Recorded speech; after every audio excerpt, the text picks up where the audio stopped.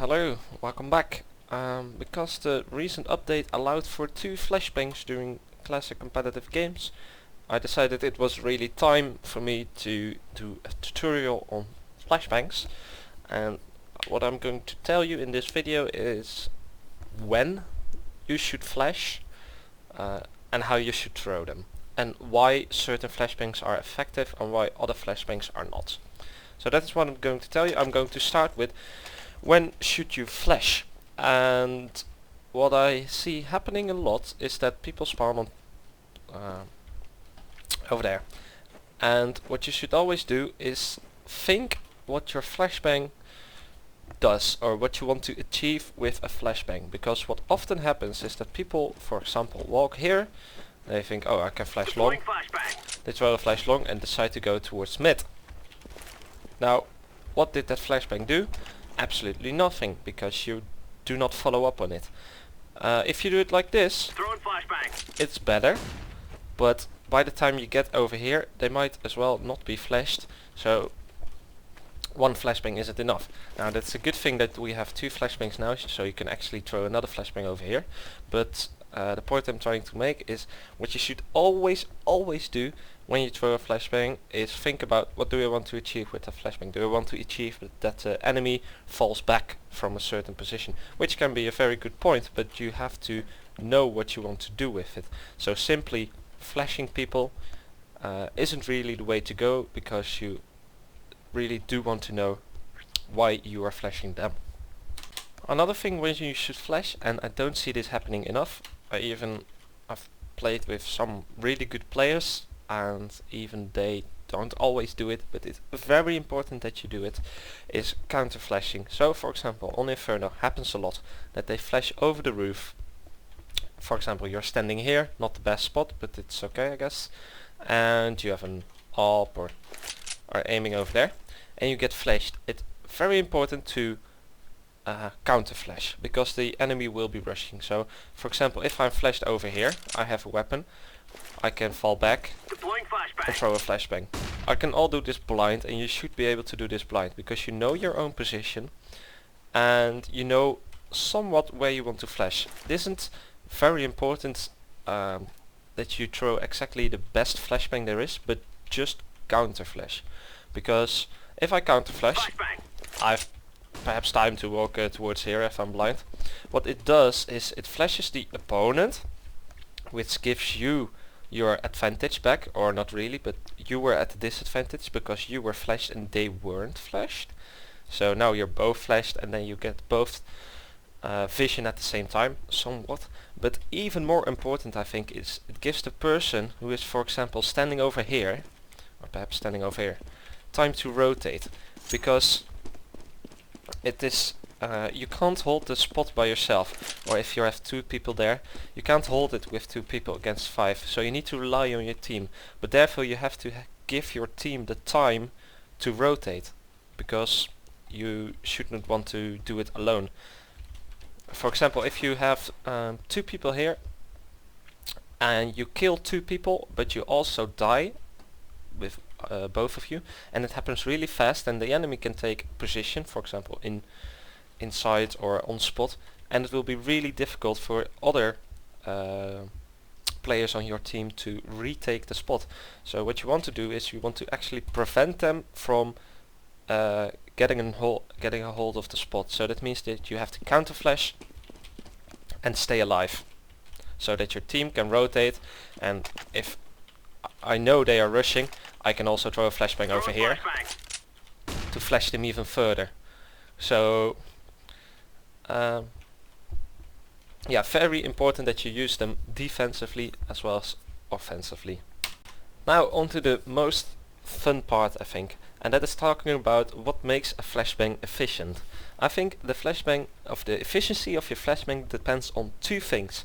One is the time you expose the enemy to your flashbang before it flashes, and 2, the time it takes for you to act upon your flashbang after it has flashed.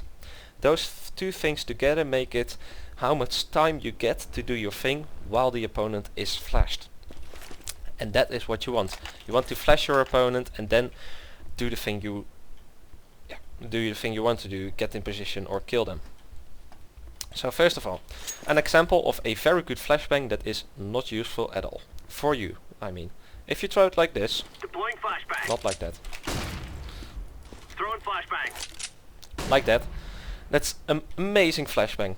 The enemy won't see it coming because it flashes right over the wall, or maybe they can see it coming but really late, so that means that everybody on B bomb site will be flashed, most likely. But this also means that the time it takes for me to walk from here towards the point where it flashed is quite long, and there are probably won't be flashed anymore by the time I get here, or just really short. So although this is a really good flashbang to flash the opponent, it's not a good flashbang to use on your own. If you have teammates standing over there and over here, then it's of course a really nice flashbang. So what can you do to improve that while still expose the enemy to the flashbang for a short period of time and make sure you can act upon it? One thing, a common use flashbang, is this one, to bounce it against a wall. Flashbang. And that is often happened. Good players often do this, to bounce flashbangs against certain things to make them make the enemy exposed to them shorter. Not really good English, but you get my point. Also, what this does is this means I can act upon my flashbang right after it flashes, because I'm standing here, it flashes and boom, I can shoot people, or I can go over here. So this, it exposes the enemy for about this long. It takes for the flashbang to travel this, but the advantage is that I can act upon my flashbang right after it flashed. Another example would be to throw it against this ramp, Deploying flashbang. like so. This is my favorite flashbang in the game. Hands down my favorite flashbang. I've used it so often to such a great effect. What this does is the flashbang goes really slow, it flies through the air, and then right after it passes this door, it flashes. So that means anyone who's standing here, or perhaps if you stand over there you can see it coming, and if you stand over there you can't see it coming, won't see the flashbang coming, and gives me time to peek out and maybe make a kill. I use this flashbang a lot because I was always standing at mid, and then my teammate called, yeah, they're rushing B, so I just Flashbang. flash B. I don't care that I flash my teammate, and my teammate doesn't care that I flash him, because he is probably flashed, and now the enemy is flashed as well, so I can shoot them down very easily. So that's good. Bouncing flashbang off certain objects makes that the flashbang travels slower or gets into view later. Another example would be like that. That is better than this, Deploying flashbang. because the time it takes for the flashbang to flash. This is also a bad flashbang, Throwing flashbang. because the time it takes for the flashbang to flash after it goes into the view of the enemy is way too long. Another example of how you can achieve this is by walking back. You don't have to bounce it off certain things, by simply Flashbang. walking back creates that the flashbang has some sort of, you can call it backspin, it isn't really. For example, if I want to flash mid and I'm standing over here, I can flash like so, Throwing flashbang. which is reasonable. Deploying flashbang. I can walk up and immediately peek out. What I like to do more is, if I'm safe from that, walk back, flash, and peek out. What this does is the flashbang comes into view quite late again and flashes everybody at mid. And I can peek out right after it flashed. So that's also a technique that I use very often, is to walk back while flashing. You can also do it here. Deploying flashbang. That one wasn't good. If you have a grenade, for example, and you want to nade a spot, instead of, if you stand like here and you throw, Flashbang. it goes too far, most often. But if you walk a little bit back, it goes right on target. Like so. Throwing flashbang. All reasonably good flashes, because you limit the exposure time.